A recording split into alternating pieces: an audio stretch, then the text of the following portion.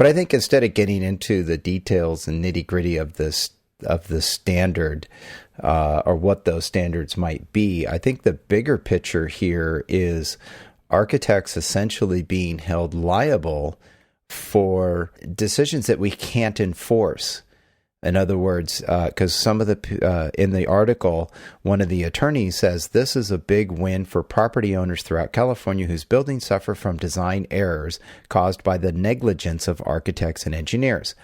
Okay, I could totally understand that, but if I understand this case correctly, this case was a building owner deciding to use a different material than the architect specified. So if the architect didn't make a design error, right? The architect was not negligent. They chose the proper performing glass.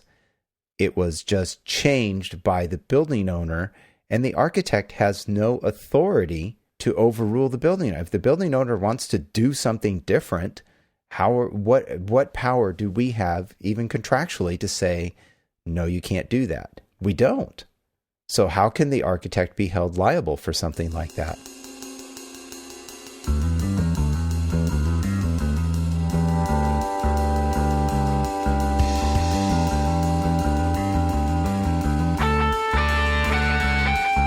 Welcome to the Archispeak podcast. I'm Evan Troxel.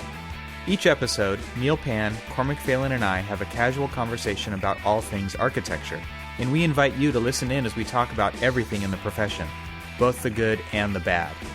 Maybe you're considering a career in architecture, you're still in school, or you've been around the blocks of Corbusier's City of Tomorrow more times than you'd like to admit. Join us in the studio as we stand around the water cooler and talk about why we love our chosen profession. It's time for some Archispeak. Oh, the outline, my body in Tiffany's blue. When I died, I drove right in and swam with the dolphins and Lisa Frank. And you. Welcome to episode 52 of the Archispeak podcast. I'm Neil Pan. I'm Evan Troxel. And I'm Cormac Phelan. And this show is sponsored by ArcCat. And we'll be talking more about them, and maybe Cormac will share another weekly story about his use of ArcCat later in the show. But for episode 52, that is, we're going to bring up something that is probably a concern to those of us architects that are in California, or future architects in California too. But it could set a precedent potentially across the country, depending on how this goes. And what I'm referring to is a lawsuit that, at least right now, kind of suggests or actually sets a precedent for new liability for architects. And this particular lawsuit is where the California Supreme Court ruled that two large firms, being Skidmore, Owings & Merrill, and HKS Architects, could be forced to pay damages to an association of condominium owners who claimed that their apartments were too hot, years after the developer rejected the architect's recommendation to use low-E glass. And so what this article does go into, although it doesn't really get into the detail of exactly if the energy code standards were met. So we're going to probably assume that they were, even though the low E glass wasn't used. But what this really kind of brings up the question is, at what point in time does the architect, or what is the architect's really role and responsibility for choosing materials and then having the owner change them later, even if it meets the code and it's not a substandard building as far as energy code is concerned here in California. And then it's changed, and then the clients come back, or the owners come back later, years later, and sue the architect. This is a kind of a very scary sort of thing that this article is pointing out, that this lawsuit is really kind of setting down on architects. And so for episode 52, we kind of wanted to discuss this particular case and then what it could mean for the rest of us. And real quick, if we could rewind, the article that Neil's referring to is an article in Architectural Record titled "Lawsuit Suggests New Liability for Architects." And we'll have a link to that in the show notes. And real quick, you can find the show notes. First of all, you could get them emailed to you if you go to the site, archispeakpodcast.com, and on the right side of the page, you can sign up for that. And they'll just get emailed to you as soon as the show goes live, every episode. Or you can read the show notes on the episode page. And so this will be episode 52 on the site. So, guys, what do you think about this? I mean, the case itself basically said that, the owner of the building decided to change the material against what the architect had essentially specified. And what concerns me most about this is that the attorney whose firm that represented the residents was quoted as saying, this is, quote, a big win for property owners throughout California whose buildings suffer from design errors caused by the negligence of architects and engineers. And that's unquote. And what concerns me about her statement there is that she's saying that, yay, this is a good thing because, if architects make a design error, then we should be held liable, essentially. And in general, that is true. That is, generally true already. But what concerns me here is that the architect actually recommended the use of a higher performing glazing, and then the building owner decided not to do that. So we're going to assume that the building still met the energy code, so the architect necessarily wasn't negligible. They didn't design a poor performing building per the code. So I'm concerned about, how does this attorney feel that this is a win when the architect really doesn't have a say over the owner purchasing a different material?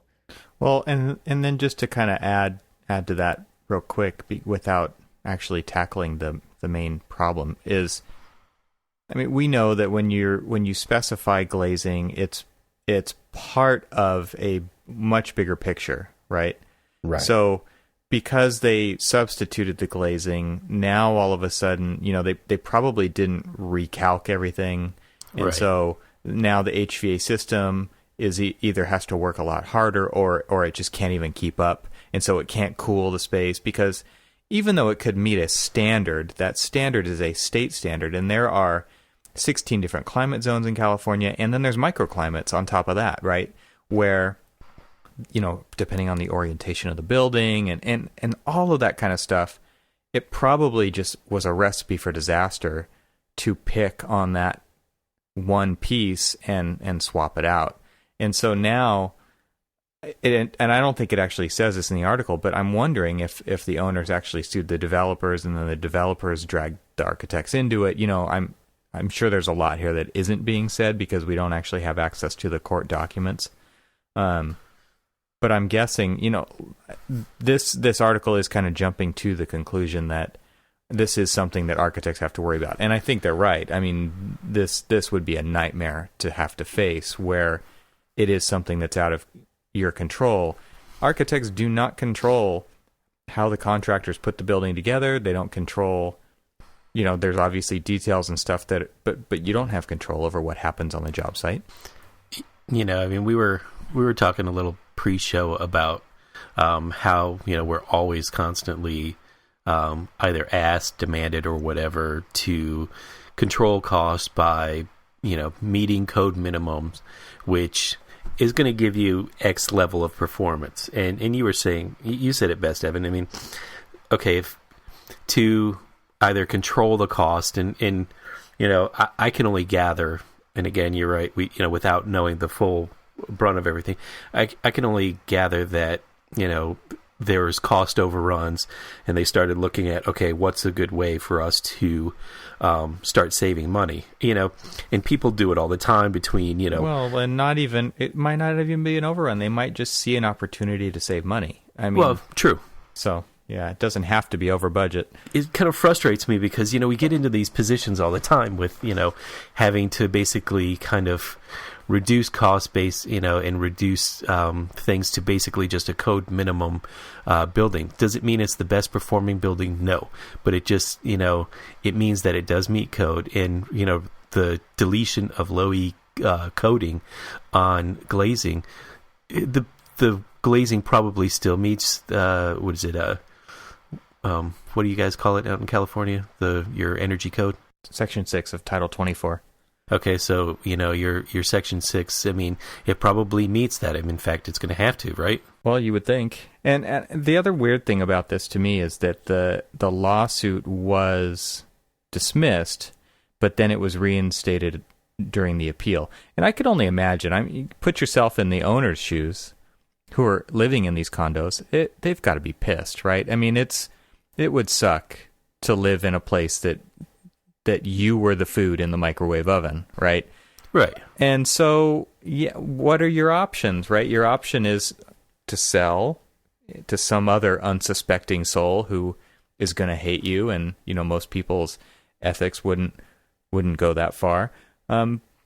Or you sue the developer, or you sue the architect, right, for building something so incredibly stupid, right? So I get it. I get why they're doing that, but at the same time, like you're saying, the ripple effect here is much bigger and again out of the architect's control, or so it seems in this case. Actually, it does actually say that the developer substituted the lower performance glass to reduce the cost, which doesn't mean that it was cost overruns or whatever. I mean, there are other options here, and this is just thinking about coming at it from the homeowners association. What do you do?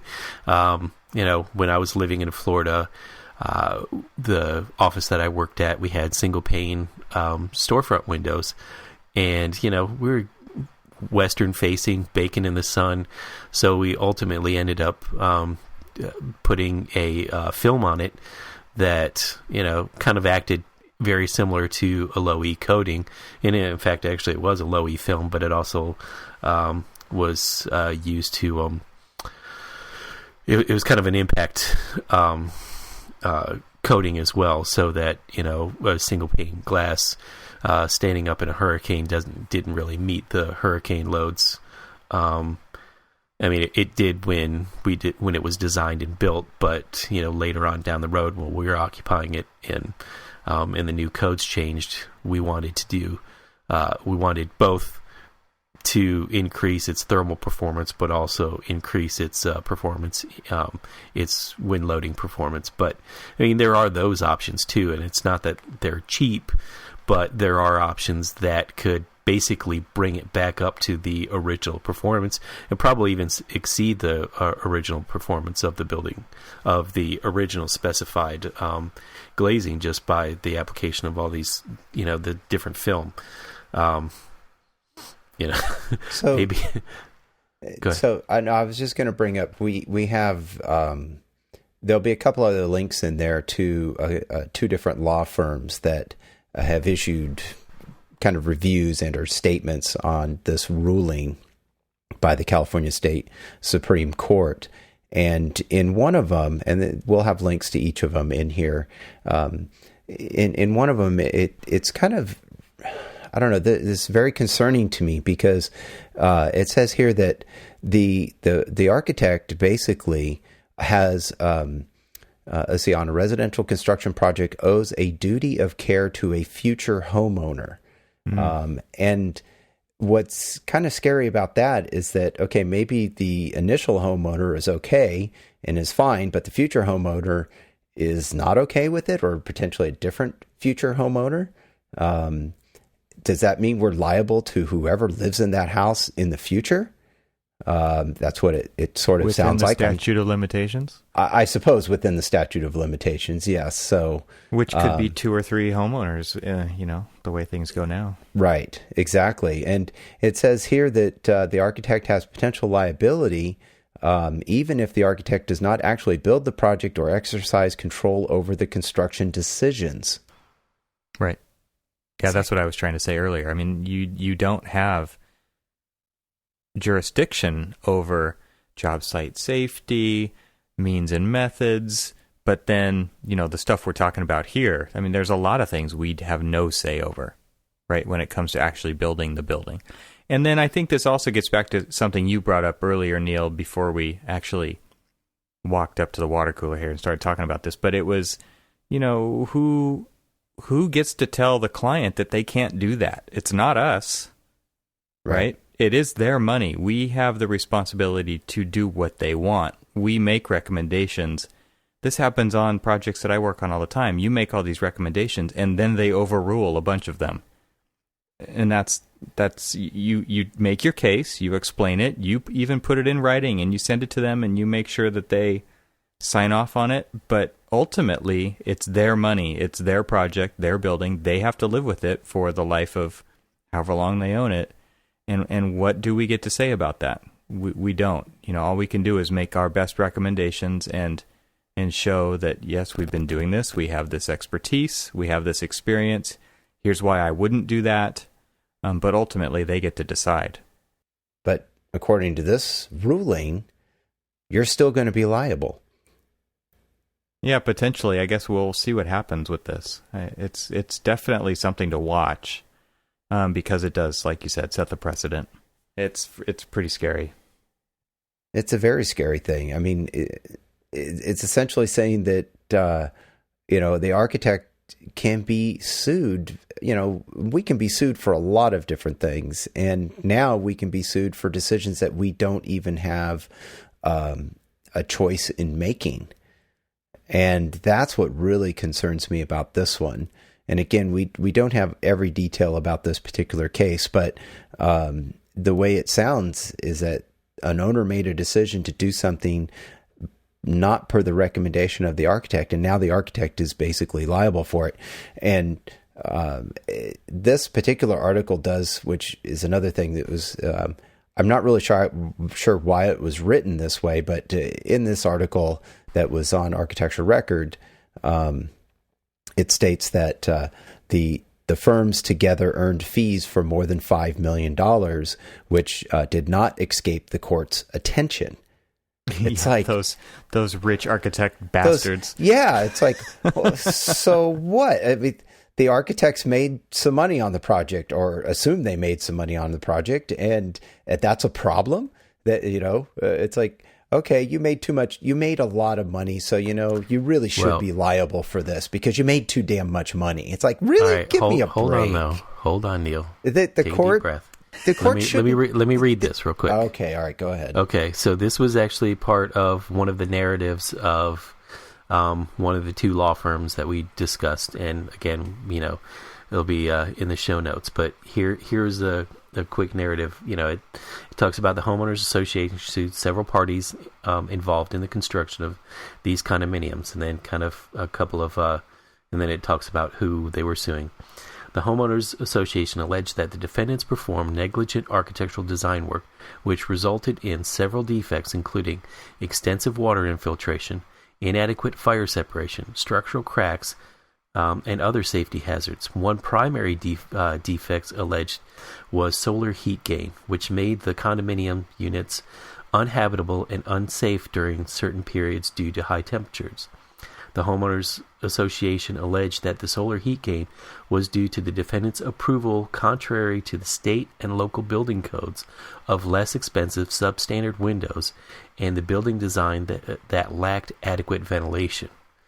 So, what you're saying here is that this first article is a piece of crap, and it doesn't actually explain the entire story. That's where I was going. So, if we want to argue about, well, they did make $5 million, and any of that narrative is true, then, you should point out that, here we're making high fees of, we go down to the last, the last sentence of that particular architectural record article, where it says that architects should hold themselves in high ethical standard and not expect to be relieved of liability because of negligently designing buildings that happen to change hands. Forget the changing hands part, but the negligently designed buildings. And if by some slim chance, the defendants in this are, basically, when you're going through the review process, you're going to get, and everybody, a lot of people know this, and, some listeners may not, but, when you're going through your submittal review process, you're going to, well, first, before you even do that, when you're going through the process of creating the specs. A lot of people know what a submittal review process is, but you might just say what that is for some people who don't. Right. Well, but before that, when you're writing the specs, you're writing the specs to meet all of the state and local building codes. So they designed this, both SOM and HKS designed this to meet your local building codes. Right. And then from there, when you're going through your submittal review process, you're basically getting the submittals that are going, kind of hand in hand with your specifications. What type of windows do those, does the glazing and all of the coatings and everything else meet all of the basic guidelines that you set forth in your specifications. So you're reviewing that. Now, if through their review process, the owners are cutting their cost, and some of this, basically meant that it didn't meet the state and local building codes as the summary says, then are they held? Should they be held liable? I can't see how. I mean, if it's in the documents, right? This is what you have to provide, right? And but they submitted something and you reject it, but the owner says, "Okay, we'll take it." Then, well, but that all you can do is say that you don't agree. And we've had. I'm sure you've had this, Evan, and probably sure you've had this, Neil. I know that I've had this where, they've submitted substandard, or they'll submit a substitution request where they are asking, hey, I want to use this low E glass, or you specified this low E glass, but I've got this, non-coated glass that meets all of the requirements of ASHRAE and all these other, or the California building codes. It meets it, but it just doesn't have the low E coating on it, and if you look at that and then, you say, okay, well, yes, it does meet all of these, you probably will approve it, based off of, the owner basically saying, dude, you need to approve this because I can't afford anything else. You're there to basically be the check and balance of making sure it meets the code. Well, and again, though, they've bid the project, right? So the budget's set, but when it comes to decisions where they want to cut more money out of the project during construction is where these problems come up. And I'm only speaking from my own experience, but there's, as well as I do that, budgets are set, but then, you've got unforeseen conditions that cause cost overruns.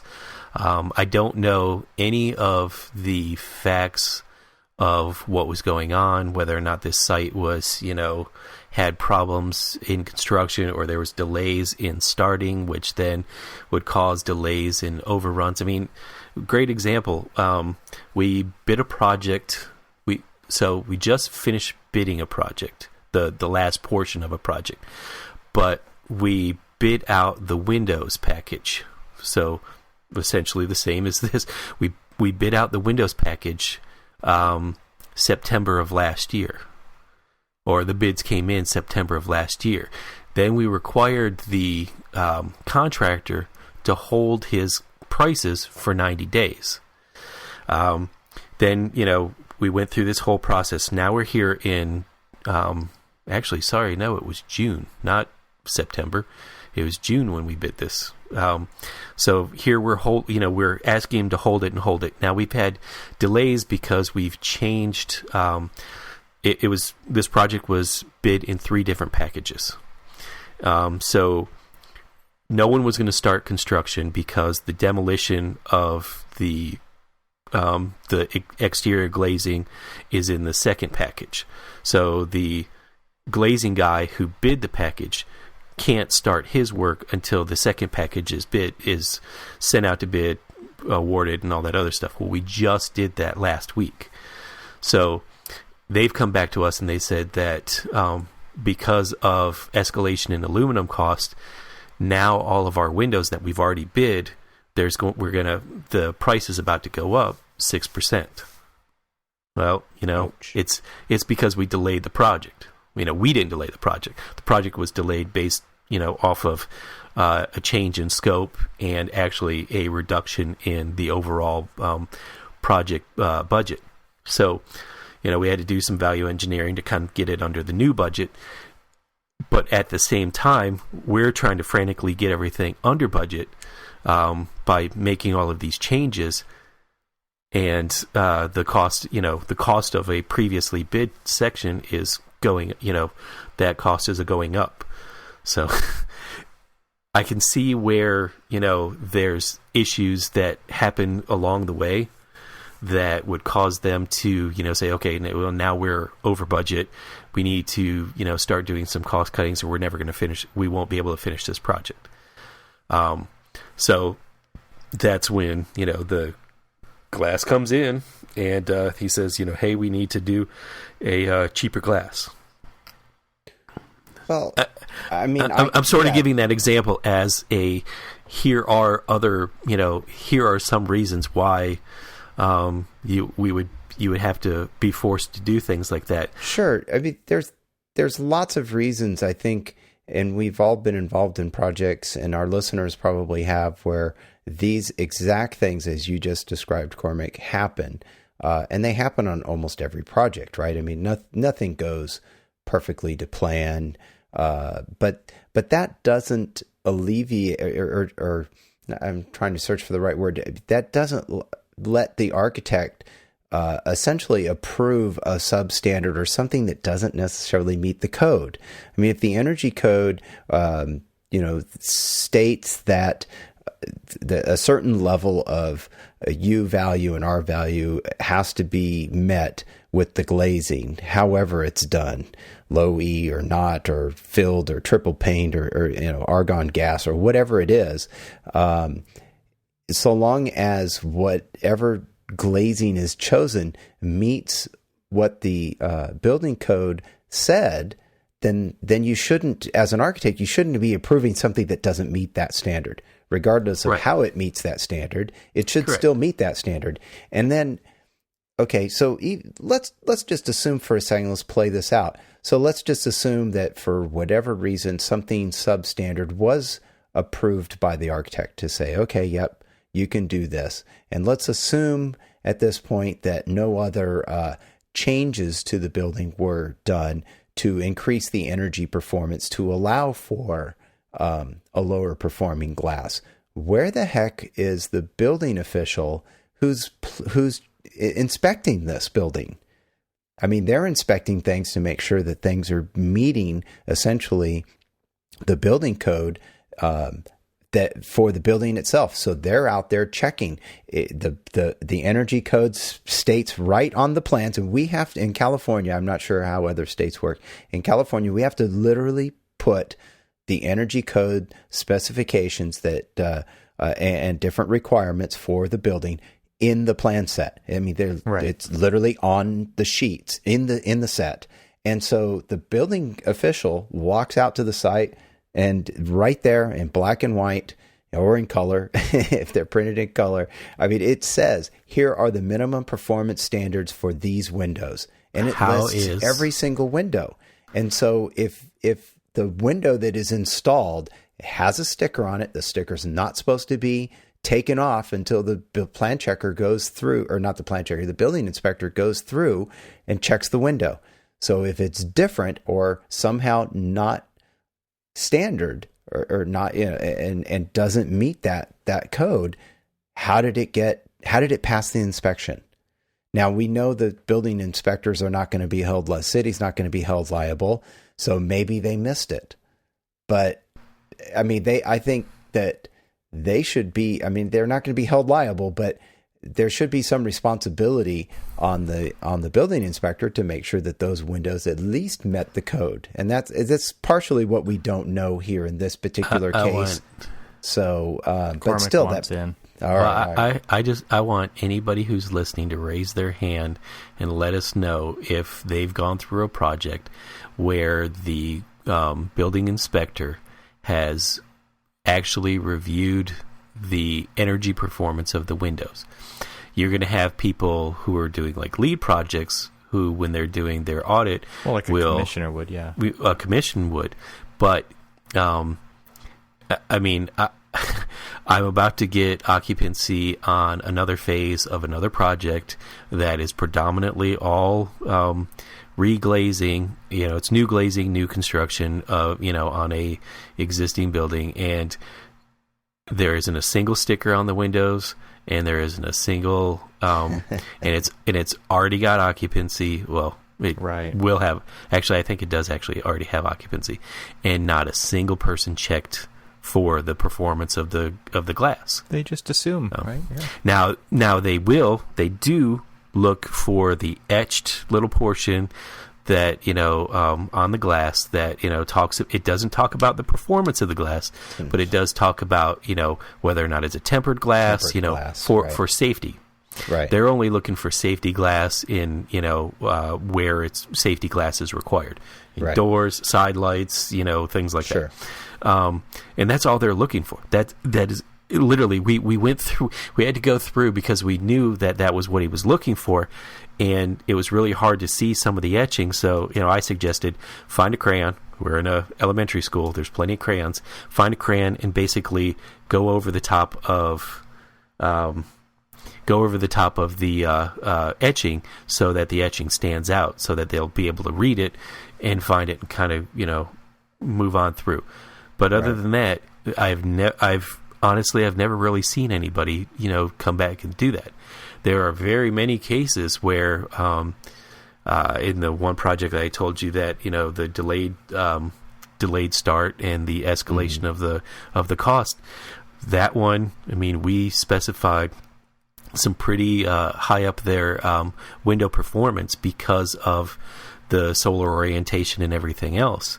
But that was because, here's a high school with a bunch of, westward-facing glass and, no ability to do sun shading in this particular area, basically because of the client's decision to not, let us provide any sun shading. So, we had to, provide better performing windows.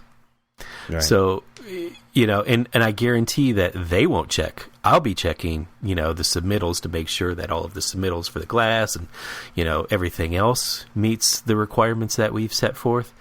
But raise your hand if you've ever had a building inspector actually do that. And if you have, that's awesome.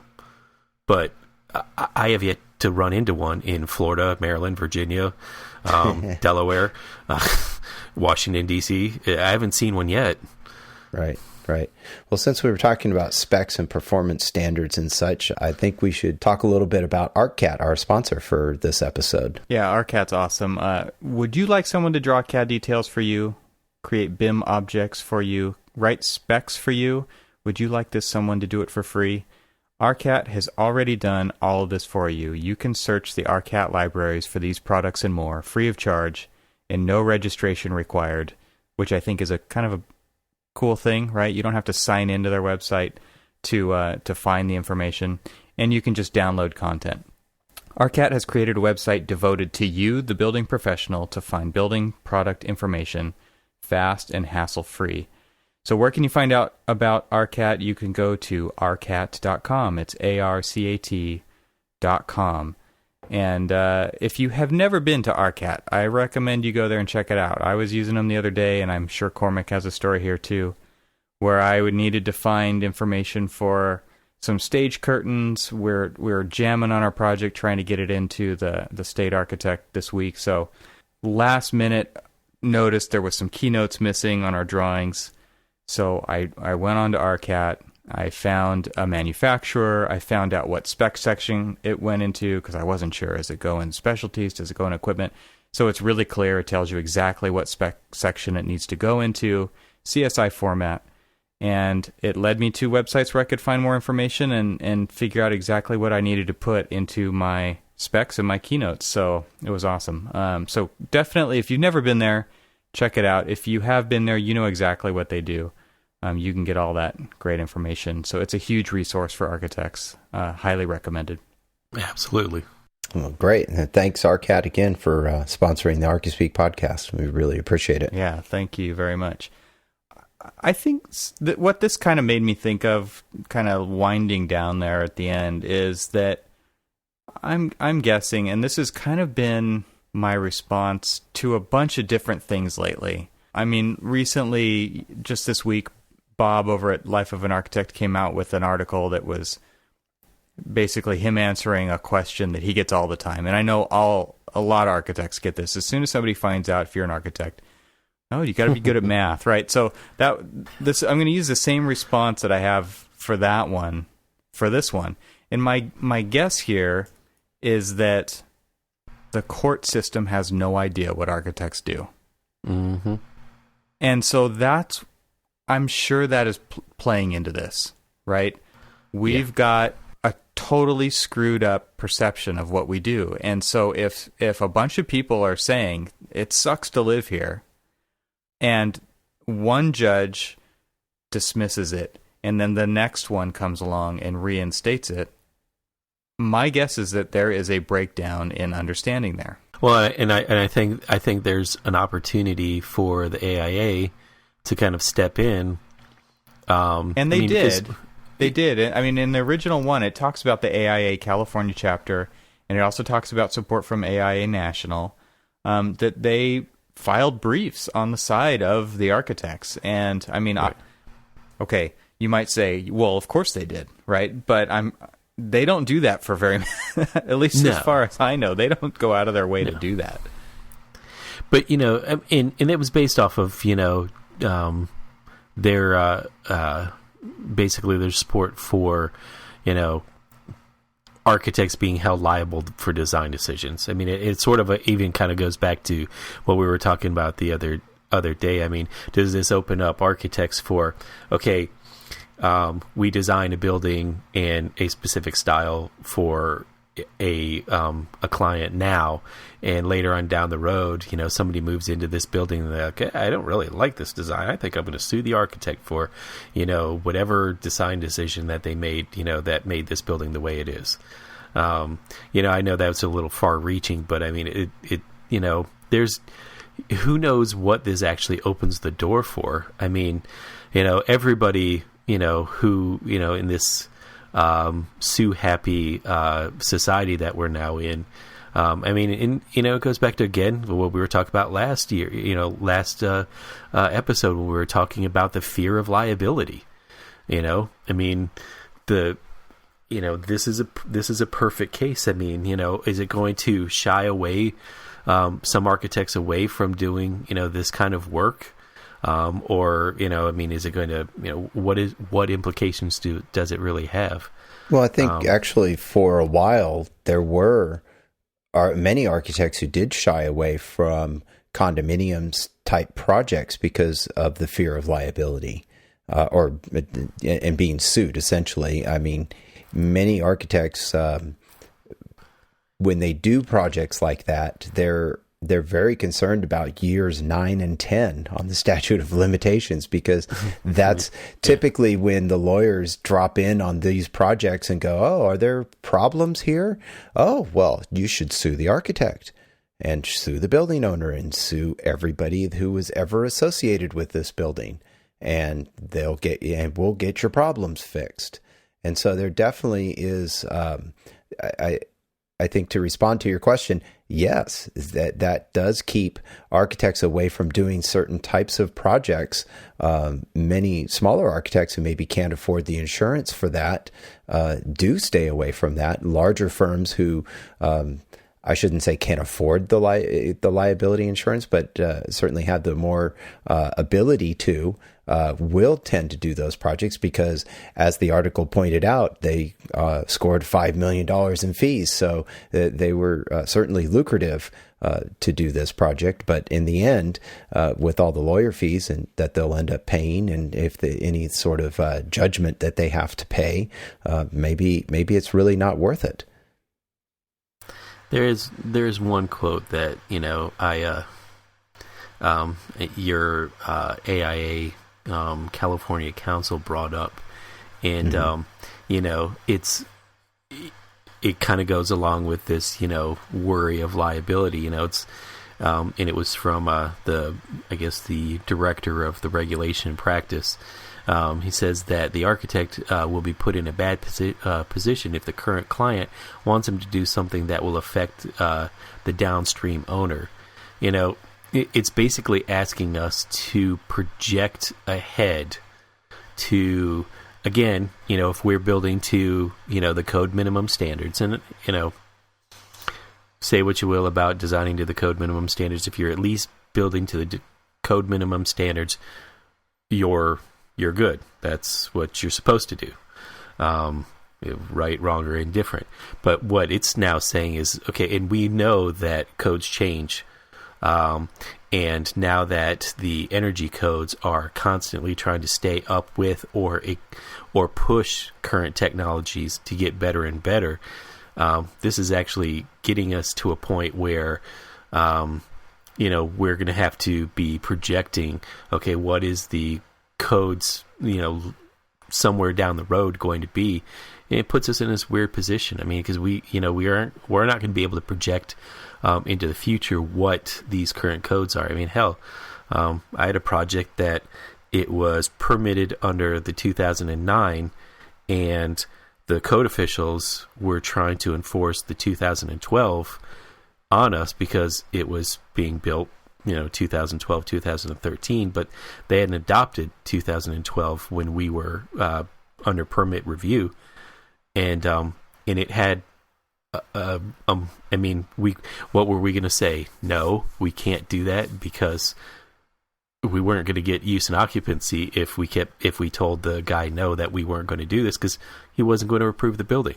So we made the changes, but the owner had to incur the costs of some of the changes that were a difference in the 2009 to 2012.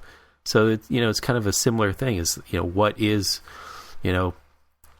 It just kind of worries me that here we're going to be put in this position where we're going to have to worry about it. It's like when we buy a car.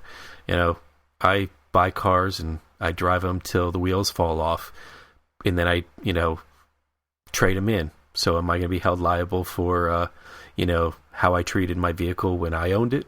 Yeah, and the other thing that this kind of, I think, again, it's going to ripple through who wants to be an architect in situations like this when this is the landscape that you are getting into. All right. It's definitely the kind of thing where it's going to make it so that architects don't want to do this work, and then who's going to do it? I mean, the same people who swapped out that glass, that's who. Right. So that is another big problem. Yeah, the corner-cutting developer that wanted to save a buck, whether it was a cost overrun or he was just looking for a better profit margin, and I don't want to demonize them or anything, but I mean, that's what they're there for. They're there to turn a buck and to try to, get the cost down as much as possible. And here we're being held liable for that.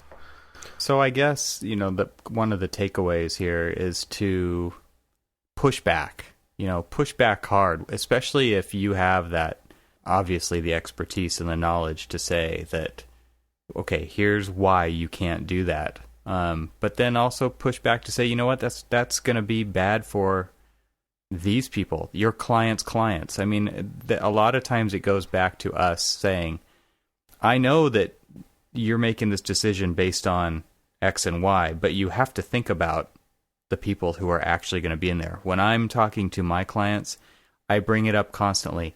No, that's not right for the kids. Your decision to do this with the HVAC is not the right answer because of all the kids who are going to be in that classroom.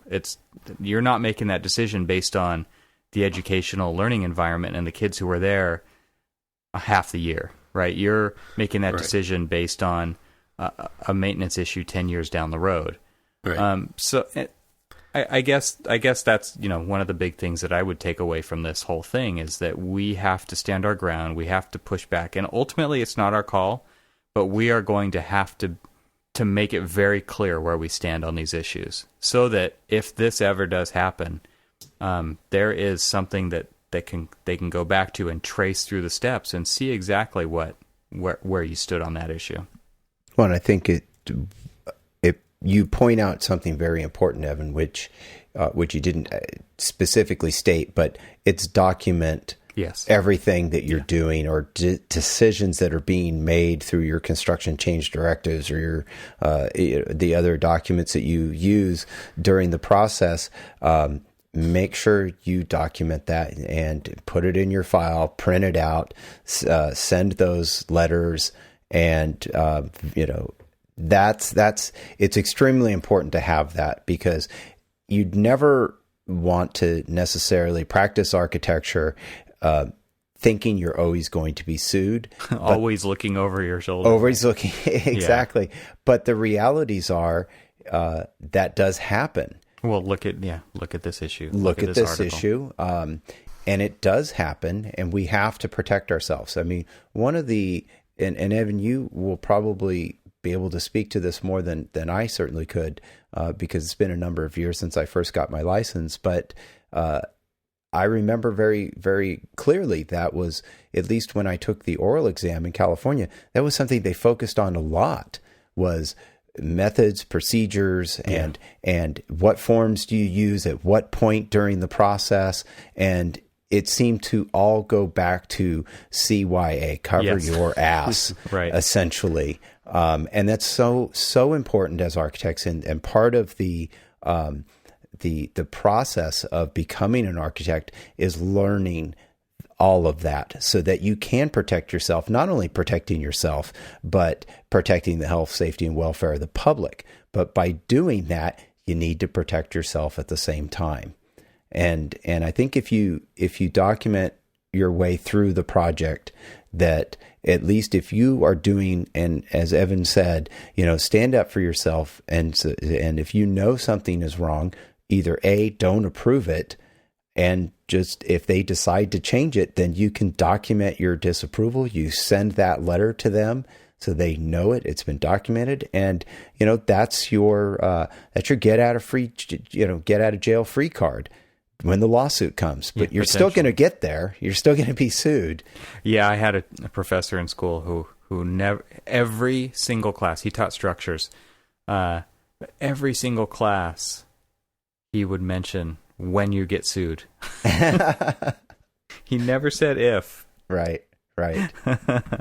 And that's, for those. Why didn't we quit then? I don't know. Right. Well, because for the same reason that our listeners out there now are not going to quit. We love what we do, and we probably don't know how to do anything else.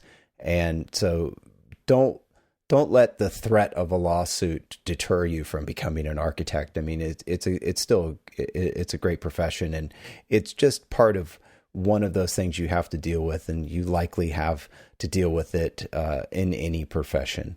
So it's not something that is specific to architects. But it might be a reason to work for a larger firm.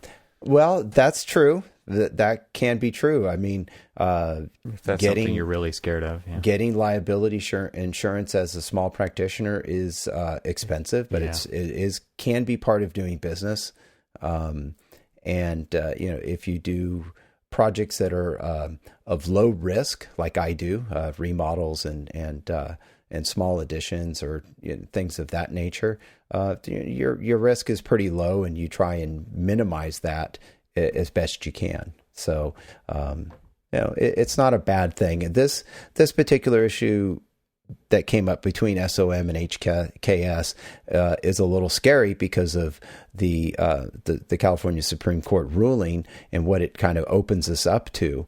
But I'd be really curious if any of our listeners out there have heard of this issue. This originally was published last summer, in summer of 2014.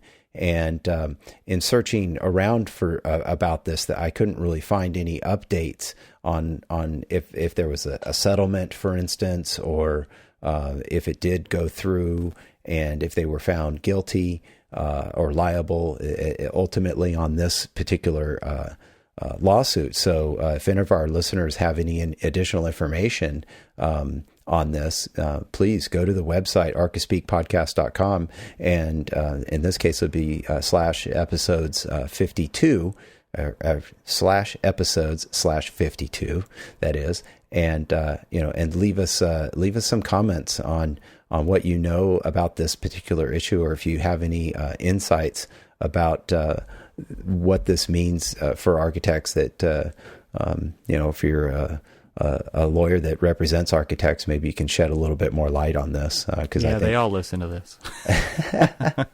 There may be one. Okay, Dewey, Cheatem, and Howe. Yeah. So yeah. But or if you know any, suggest they listen to the show and let us know a little bit more information, because I think it would be very helpful to all of our listeners to know a little bit more about this and to be a little bit more educated. Because if you're educated about it, you can do your best to try and avoid it. Let me throw another monkey in the wrench here. What part does, like, say, a realtor have in basically selling a bill of goods to, a potential condo owner, knowing that there's, potential deficiencies in the product that they're selling too? It's a case of, you bought what you bought and live with it. There's all sorts of other aspects to this that, unfortunately, the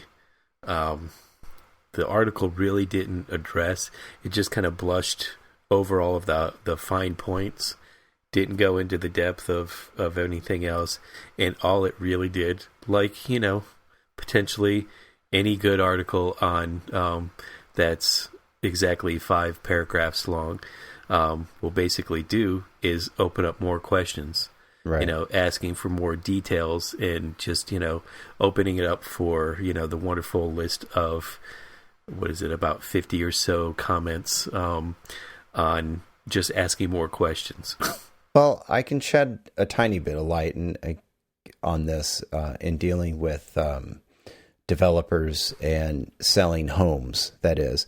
And my role in this was to coordinate disclosure statements that were written and all put into the sales documents. And so a lot of things are disclosed. Say if there was a railroad nearby and there's potential railroad noise. So this information's put in there. If you've ever bought a house, you're given a stack of papers that are 2 or 3 inches thick, and you've got to initialize all this stuff and sign it all. And so it may all be in there, but I don't know if everybody reads it. And even if they do read it all, they may not completely understand it.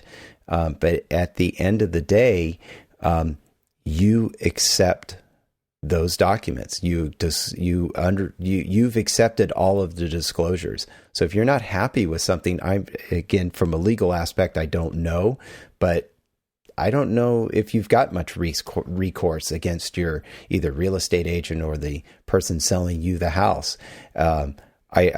Funny story, when I bought my house the first time, and actually when I was putting offers in on other townhomes before I ended up buying my house, as I was looking through these, I was trying to be very careful, and I said to my real estate agent, I said, well, what if I disagree with something that's, on this page here, or, something they're asking me to do or something, and I decide not to sign this or want to complain about it or something. And he said, well, Neil, it's pretty simple.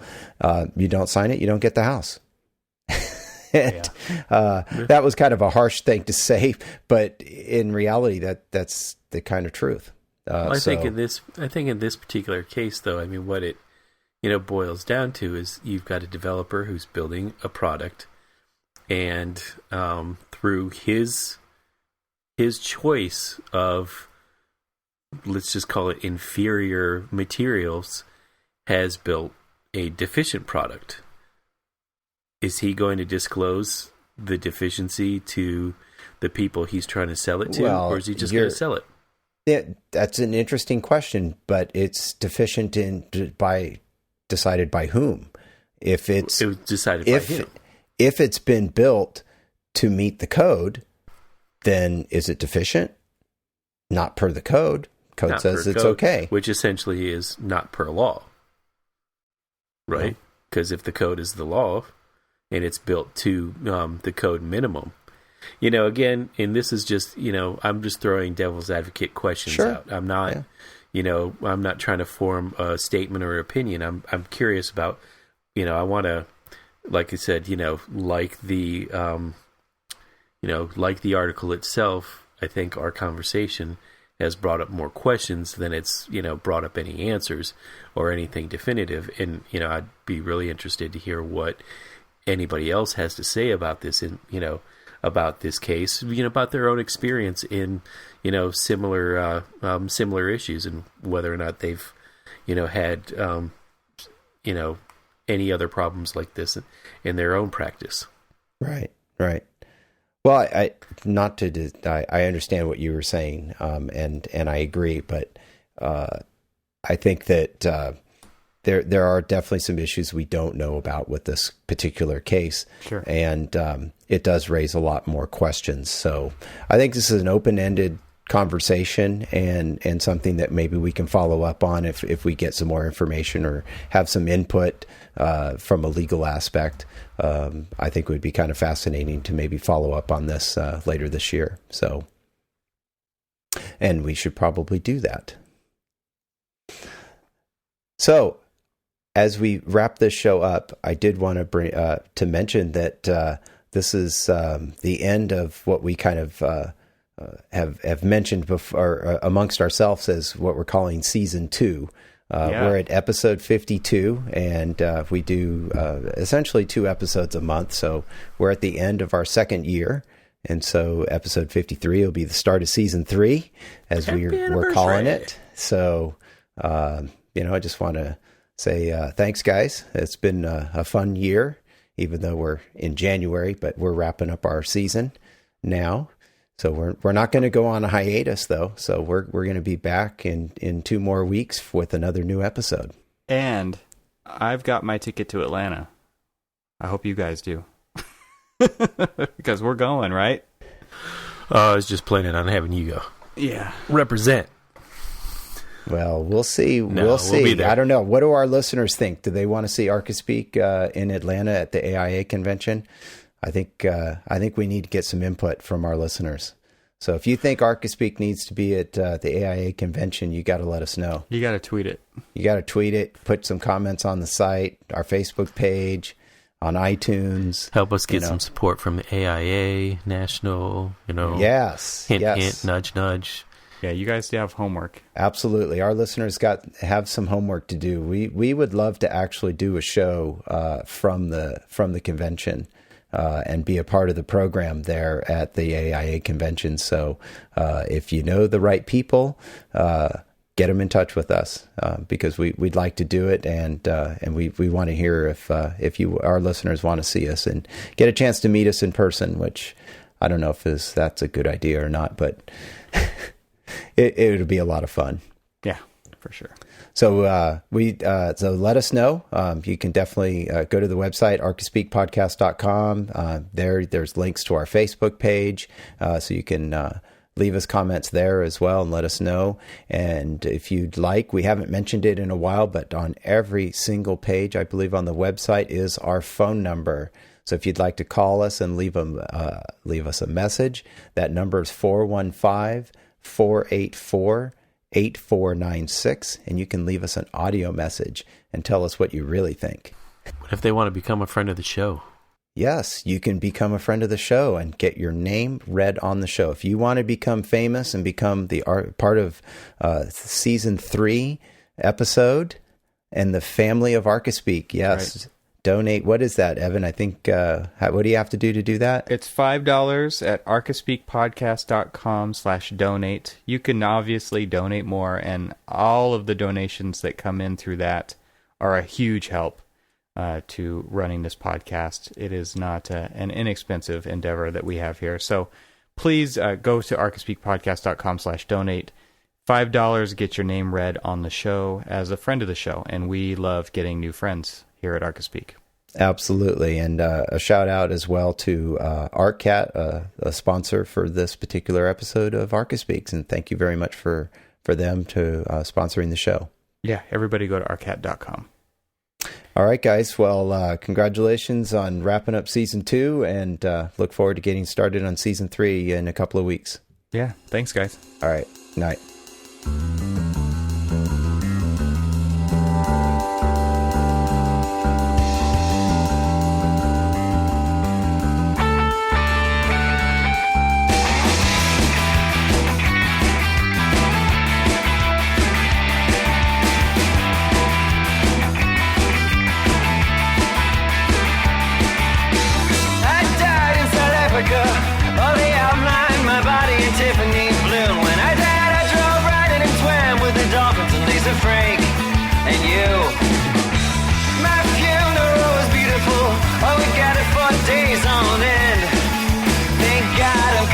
My kind of luck, I'll be up on the block in front of all of my friends.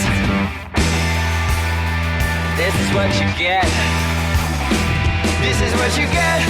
This is a schedule, this is a set. It's unpredictable, lest you forget. If you blow, you can bet. I know, I know, I know. This is what you get. This is a schedule, this is a set. It's unpredictable, lest you forget. If you blow, you can bet. I know, I know, I know.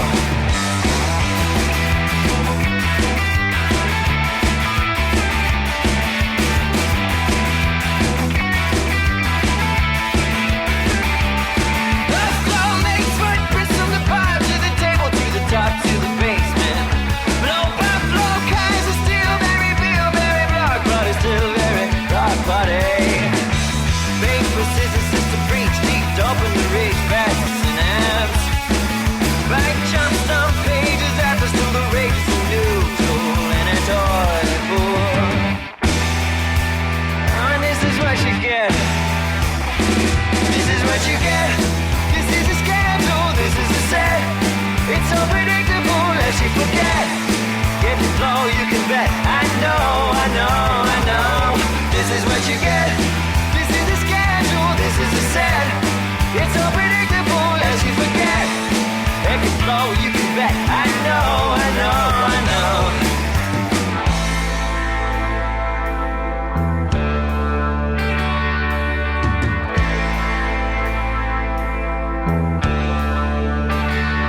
Hey dude, please don't shoot, 'cause I got a son that I never knew.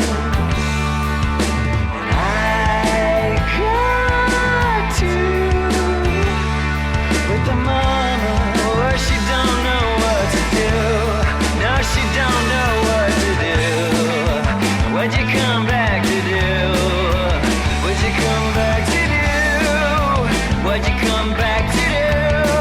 To do, to do, to do.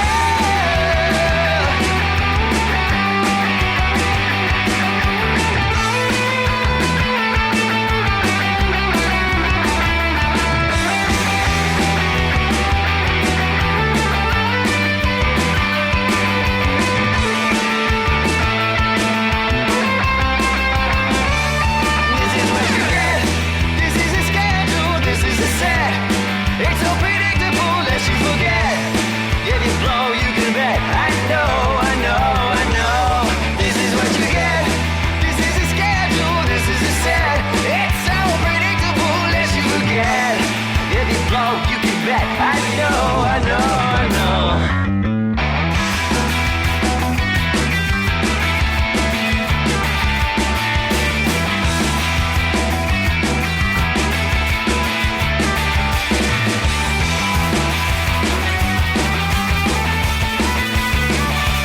This is what you get.